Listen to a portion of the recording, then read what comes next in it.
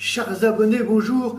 Exceptionnellement, aujourd'hui, je vais essayer de répondre à une question que me pose Ali, un de mes abonnés. Il me dit, voici ma situation, j'attends ta réponse. Je vis en plein désert de pierres, j'ai à mes pieds 1, 2, 3 pierres, et à l'horizon, que vois-je? Une panthère. Quelle solution peux-tu m'apporter? Eh bien, chers auditeurs, je vais vous la donner tout de suite. Voici donc la solution que j'ai proposée à Ali. Tu prends une première pierre et tu tentes d'atteindre la panthère.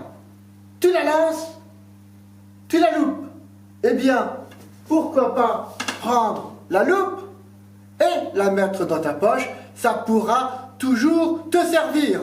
Je lui ai dit, tu prends une deuxième pierre, tu revises la panthère et cette fois, tu n'arrêtes pas. Paf, la panthère tombe raide, morte ou assommée, on va dire. Que vas-tu faire maintenant pour pouvoir allumer ta pipe? La suite est vraiment d'une simplicité déconcertante. Regardez plutôt.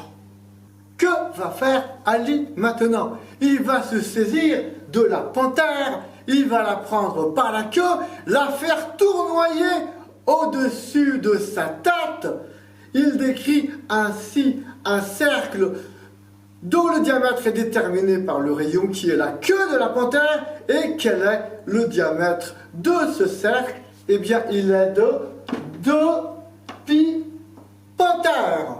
Nous sommes bien d'accord, il est de 2 pipes en terre. Et comme il lui reste une troisième pierre, il va prendre cette pierre et il va fracasser une de ces 2 pipes qui va devenir comme de la cendre, comme des miettes. Il va la diviser, cette petite pyramide, en 2 tas, un tas bas et un tas haut. On va laisser le tas haut de côté et il va se saisir du tabac. Comment va-t-il faire ensuite? Vu qu'il lui reste une pipe qu'il n'a pas écrasée, il va se saisir de la loupe et avec la chaleur du soleil, il va allumer la pipe qui lui reste en mettant dedans le tabac. C'est une évidence absolument première, non? Étonnant d'ailleurs, étonnant.